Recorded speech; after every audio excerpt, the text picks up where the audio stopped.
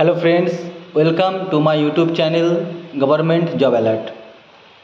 तो আজকে আমি তোমাদের সাথে খুবই একটা ইম্পর্টেন্ট টপিক আলোচনা করব। সেটা হচ্ছে কম্পিউটার এফিসিয়েন্সি টেস্ট বা কম্পিউটার স্কিল টেস্ট, যাই বলো না কেন। তোমরা নিশ্চয়ই জানো যে এখন যে কোনো ক্লার্ক পরীক্ষার জন্য, সেটা কোর্টের ক্লার্ক হতে পারে বা যে কোনো ক্লার্কশিপ, পিএসসি ক্লার্কশিপ হতে পারে, তো সেখানে কিন্তু একটা টেস্ট বা একটা স্কিল ম্যান্ডেটরি করা হয়েছে, সেটা হচ্ছে কম্পিউটার এফিসিয়েন্সি টেস্ট। তো আমি সনদ বিশ্বাস তিনখানা আমি কম্পিউটার এফিসিয়েন্সি টেস্টের পরীক্ষা দিয়েছি। তো সেই এক্সপিরিয়েন্স আমি তোমাদের সাথে শেয়ার করব। আর কম্পিউটার এফিসিয়েন্সি টেস্টে কী কী কোশ্চেন হতে পারে আমি সেটাও কিন্তু তোমাদের সাথে আজকে শেয়ার করছি। তো তোমাদের সকলকে আমার রিকোয়েস্ট, প্লিজ আমার চ্যানেলটা সাবস্ক্রাইব করে নাও এবং বেল আইকন বাটন অন করে দাও, যাতে করে আমি যখনই কোনো গুরুত্বপূর্ণ খবর বা গুরুত্বপূর্ণ ঘোষণা বা গুরুত্বপূর্ণ ইনফরমেশন দেই, সেটা কিন্তু তোমরা সবার আগে পেয়ে যাবে। তো সকলকে আমার রিকোয়েস্ট, যদি ভিডিওটা ভালো লেগে থাকে তাহলে একটা লাইক করো, একটা কমেন্ট করো এবং বন্ধুদের মধ্যে শেয়ার করে দাও।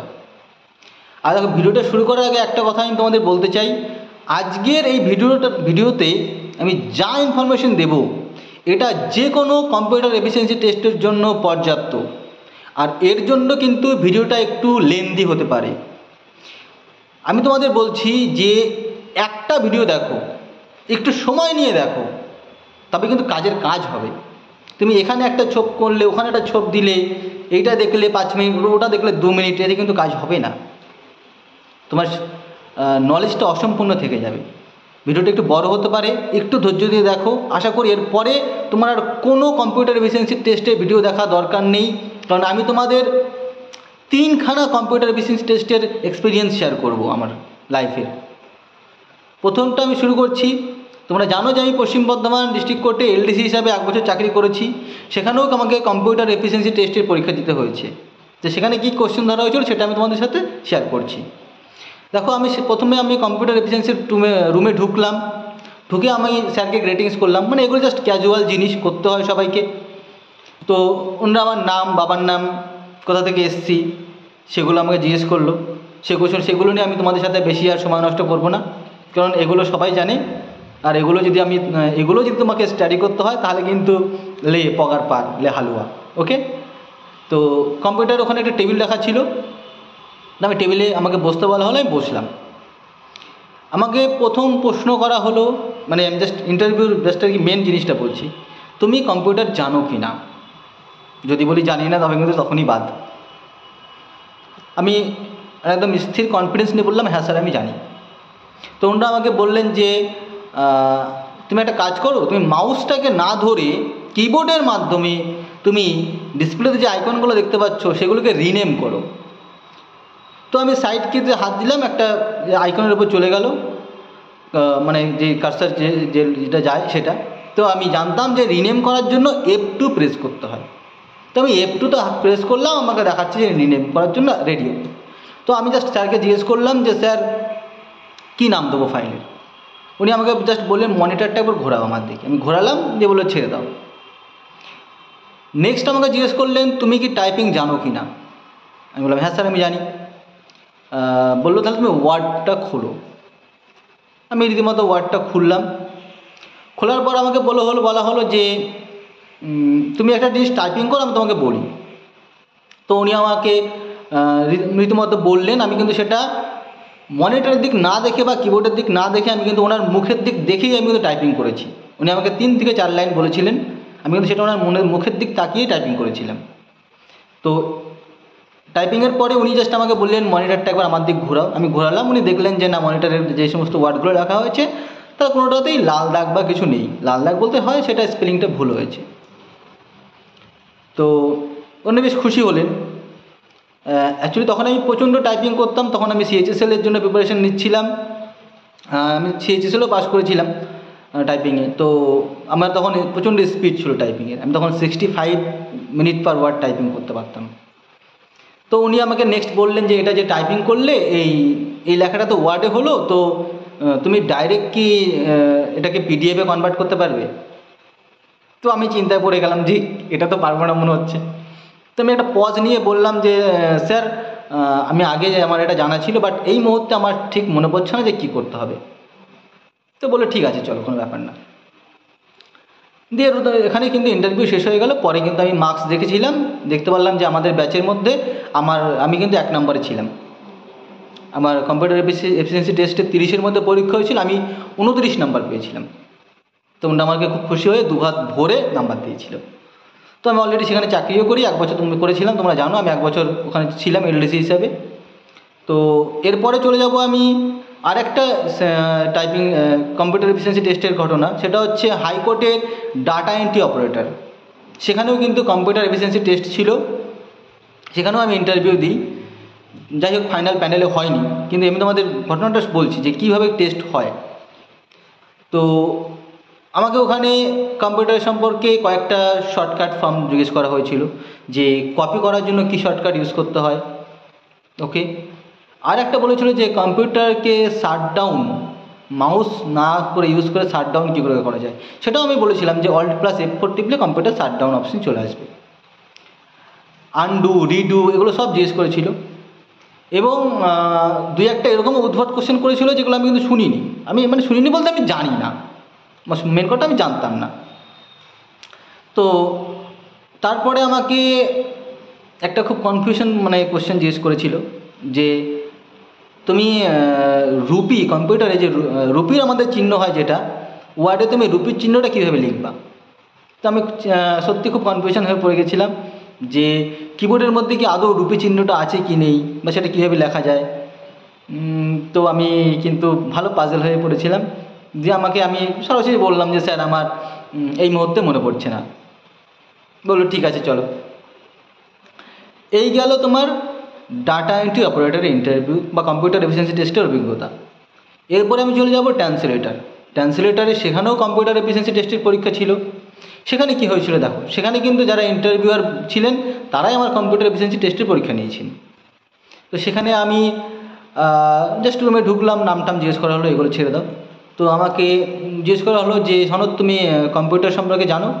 আমি বললাম হ্যাঁ স্যার আমি জানি, আমার কম্পিউটারে ডিপ্লোমা করা আছে। বললো আচ্ছা ঠিক আছে, তুমি টাইপিং জানো। আমি বললাম হ্যাঁ স্যার জানি। দিয়ে আমাকে বলা হলো যে যেহেতু এটা ট্রান্সলেটর পোস্ট ছিল, বললো আমি বাংলায় কয়েকটা লাইন বলছি, সেটাকে তুমি ইংরেজিতে কনভার্ট করে ট্রান্সলেশন করো।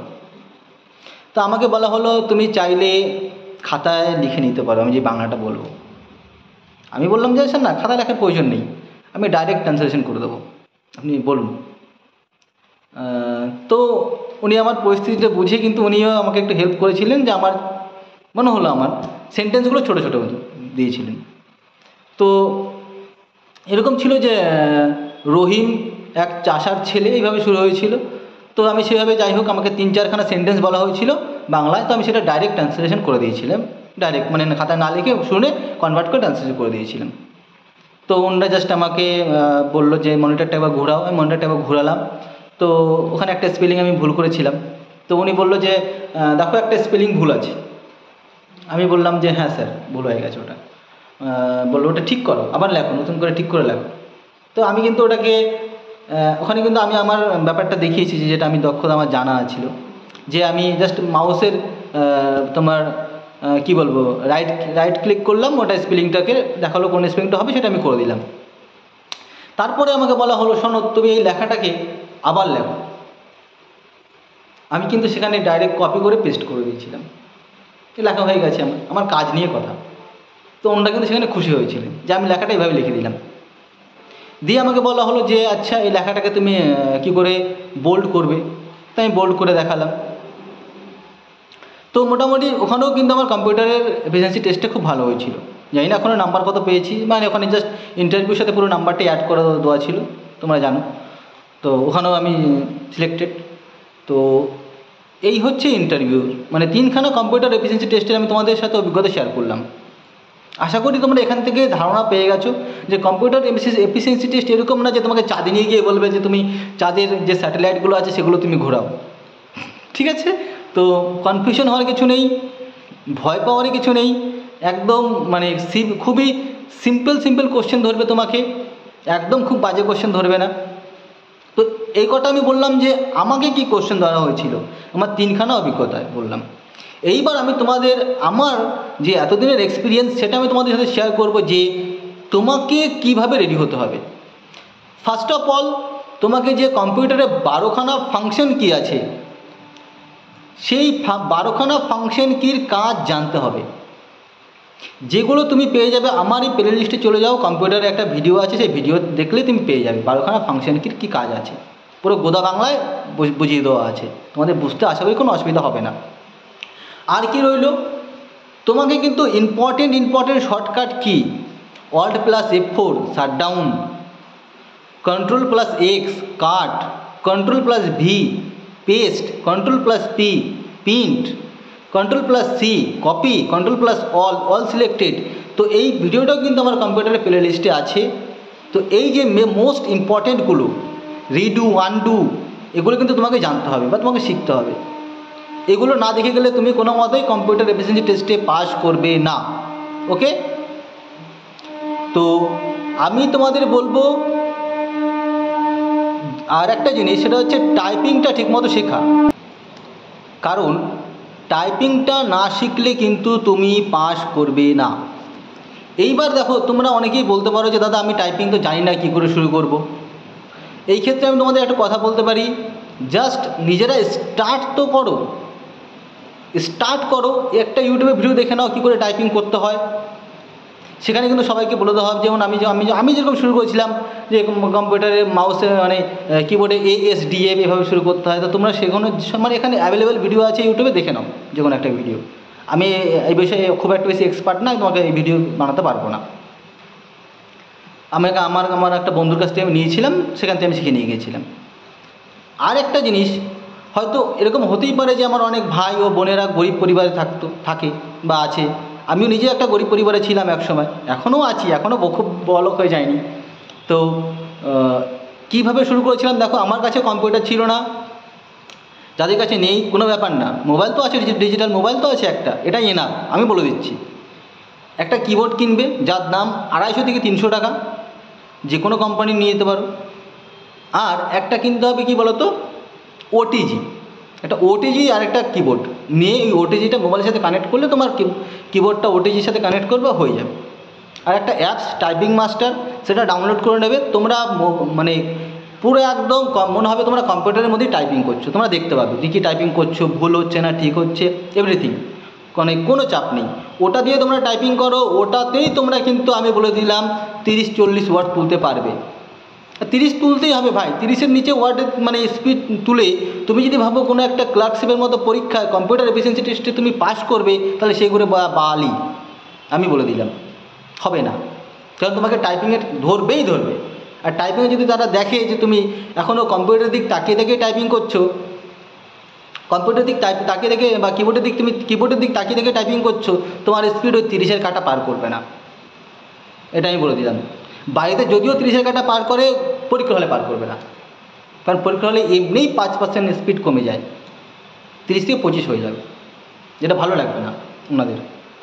তো আমি তোমাদের বলছি একটু ডেলি 10 থেকে 20 মিনিট টাইপিং করো, 2 মাস পরে তোমার স্পিড হয়ে যাবে 50 ওয়ার্ড পার মিনিট, এটা আমি বলে দিচ্ছি। ওকে, তো আশা করি এই ভিডিওতে তোমরা বুঝতে পারলে কি করে তোমরা কম্পিউটার এফিসিয়েন্সি টেস্টের প্রিপারেশন শুরু করবে। এর বাইরেও যদি তোমাদের কোনো কোয়ারিজ থাকে, তোমরা সেটা আমার কমেন্ট বক্সে লিখতে পারো। এই ভিডিওর ডেসক্রিপশন বক্সে আমি আমার টেলিগ্রাম চ্যানেলের লিঙ্ক দিয়ে দেবো, সেখান থেকে তোমরা টেলিগ্রামে যোগদান দেবে এবং সেখানে আমার ইনফরমেশন PDF-গুলো পাবে এবং তোমাদের কোয়ারিজও পাবে। যে কোনো প্রশ্ন থাকলে সেটা আমাকে ডাইরেক্ট ওখানে কোশ্চেন করতে পারো। ওকে, সেখানে তোমাদের মতো অনেক ছেলে মেয়ে আছে, সেখানে তোমরা তোমাদের নিজেদের মতো কোনো কোয়ারিজ থাকলে সেটাও জিজ্ঞেস করতে পারবে। আর একটা কথা, প্লিজ আমার চ্যানেলটা সাবস্ক্রাইব করে নাও। আমি তোমাদের একটা কথা বলি, দেখো বন্ধুরা, চাকরি পেতে গেলে দুটো রাস্তা আছে, একটা হচ্ছে ঠকে শেখা, একটা দেখে শেখা। ঠকে শেখা মানে কি, তুমি নিজে ভুল করবা শিখবা, এটা বলো ঠকে শেখা, এতে সময় লেগে যায়। আর একটা হচ্ছে দেখে শেখা, আমি তোমাদের দেখিয়ে দেবো কোনটা ঠিক কোনটা ভুল, কোনটা পড়বে কোনটা পড়বে না। তো আমার সাথে যুক্ত হয়ে থাকো, আমার চ্যানেলটা সাবস্ক্রাইব করে নাও, বেল আইকন বাটন অন করে দাও। আশা করি তোমাদের সাফল্যে কেউ আটকাতে পারবে না। আমি যেরকমভাবে বলবো সেরকমভাবে এগো, অবশ্যই তোমরা চাকরি পাবে।